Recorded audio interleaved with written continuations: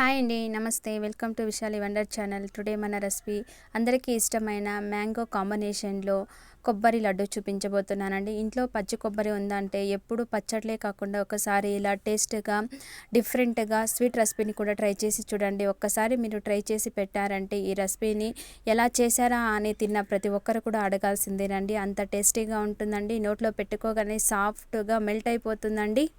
చూస్తుంటేనే అట్రాక్టివ్గా ఉంది కదండి. టేస్ట్ కూడా అంతే బాగుంటుందండి. ఒక్కసారి ట్రై చేశారంటే ఇంట్లో పచ్చి కొబ్బరి ఉన్నప్పుడంతా ఇలా స్వీటే ప్రిపేర్ చేసుకోవాలని అనుకుంటారండి. మీరు కనుక ఫస్ట్ టైం నా వీడియోస్ చూస్తుంటే ఫస్ట్ అయితే సబ్స్క్రైబ్ చేసేసుకోండి, లైక్ చేయండి, షేర్ చేయండి.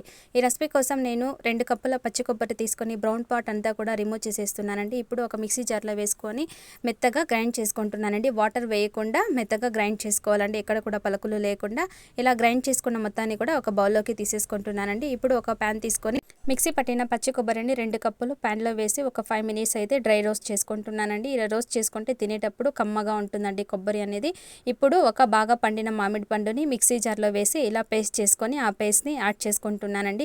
మామిడికాయ ఫ్లేవర్తో ఈ స్వీట్ అయితే చాలా బాగుంటుందండి. మామిడికాయలను ఇష్టపడేవారు ఒకసారి ఇలా ట్రై చేసి చూడండి. మామిడి పండ్లతో చాలా రెసిపీ అయితే ట్రై చేసి ఉంటారు కదండి. కానీ ఒకసారి డిఫరెంట్గా ఇలా ట్రై చేయండి కొబ్బరి కాంబినేషన్లో. ఇప్పుడు టేస్ట్కి సరిపడా షుగర్ యాడ్ చేసుకుంటున్నానండి. మీ టేస్ట్ని బట్టి మీరు యాడ్ చేసుకోండి. షుగర్ అంతా కూడా బాగా మెల్ట్ అవుతుంది కదండి. ఇప్పుడు మీడియం ఫ్లేమ్లో ఉంచి ఆపకుండా కలుపుతూ ఉండాలండి, లేకపోతే అడుగు పట్టేస్తుందండి. చూడండి, ఇలా ప్యాన్కి సపరేట్ అయ్యేంత వరకు మీడియం ఫ్లేమ్లో ఉంచి బాగా కలుపుకోవాలండి. ఇలా బాగా దగ్గర పడిన తర్వాత స్టవ్ ఆఫ్ చేసేసి కంప్లీట్గా చల్లారనివ్వాలండి. మొత్తాన్ని కూడా బాగా చల్లారిన తర్వాత కొద్దిగా తీసుకుంటూ ఉండలు చుట్టుకోవడమేనండి. చూసారుగా లైట్ ఎల్లో కలర్లో స్వీట్ అయితే చూడడానికి ఎంత బాగా కనిపిస్తుందో.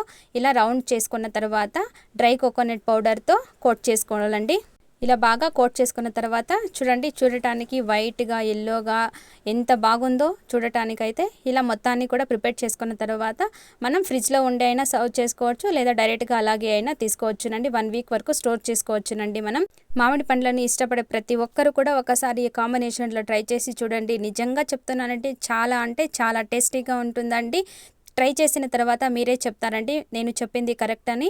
ఓకే ఫ్రెండ్స్, చూసారుగా ఈ వీడియో మీకు నచ్చినట్లయితే లైక్ చేయండి, షేర్ చేయండి, సబ్స్క్రైబ్ చేసుకోండి. అలాగే మీ ఫ్రెండ్స్ అండ్ రిలేటివ్స్కి తప్పకుండా షేర్ చేసి ఈ రెసిపీని మీరు కూడా ట్రై చేసి ఎలా వచ్చిందో కమెంట్ చేయండి. Okay friends, thank you for watching. Take care, bye.